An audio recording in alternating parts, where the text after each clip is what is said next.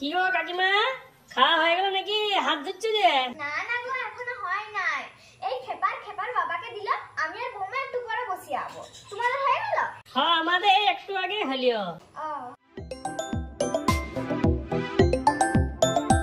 জানো তো, শান্তিতে একটু কথা বলতেও দিবেন না। ফোনটা বাদ যাবো, তোমার সাথে একটু পরে কথা বলবো। লাই ফোনটা ধরি গা। হ্যালো। হ্যাঁ নমস্কার ম্যাডাম, আমি ইন্স্যুরেন্স কোম্পানি থেকে বলছিলাম। হ্যাঁ তো বলো, আমি কি তোমাকে বারণ করেছি? হ্যাঁ সে ঠিক আছে। অ্যাকচুয়ালি ম্যাডাম, কালকে রাত্রে আপনি মেসেজ করেছিলেন আমাদেরকে। কি আমি রাতে মেসেজ করতে গেছিলাম? এই উল্টো পাল্টা কথা বলে না, আমাদের ঘরে অশান্তি লাগাতে এসো না, বুঝলে? আমি নিজের কোমরের যন্ত্রণায় দাঁড়াতে লাগছি, দিন রাত ওষুধ খেয়ে মরছি, আর আমি যাবো ওদের মেসেজ করতে? আহা ম্যাডাম, আপনি ভুল ভাবছেন। আমি মাসাজের কথা বলিনি, আমি মেসেজের কথা বলেছিলাম। বলছি ম্যাডাম, আপনি কি ইন্স্যুরেন্স করাবেন? ওটা করে কি হবে? অ্যাকচুয়ালি ওটা করালে আপনি টাকা পাবেন। হ্যাঁ, টাকা পাবো? এসো এখনই এসো।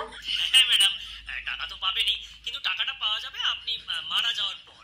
মরে যাওয়ার পর আমি কি টাকাটা লাশ করবো? না না, অ্যাকচুয়ালি ম্যাডাম, মানে আপনি যদি মারা যান, আপনার বাড়িতে যে থাকবে ধরুন আপনার হাজবেন্ড, তখন আপনার ইন্স্যুরেন্সের টাকাটা আপনার হাজবেন্ড পেয়ে যাবেন। আর হাজবেন্ড যদি মরে যায়? আপনার হাজবেন্ড যদি মারা যান আর আপনার হাজবেন্ডের যদি ইন্স্যুরেন্স করা থাকে, তখন তার টাকাটা আপনি পেয়ে যাবেন। আর আমরা দুজনে যদি মরে যাই? এই কি হলো তোমার? ম্যাডাম, মনে হচ্ছে আমি মরে যাবো।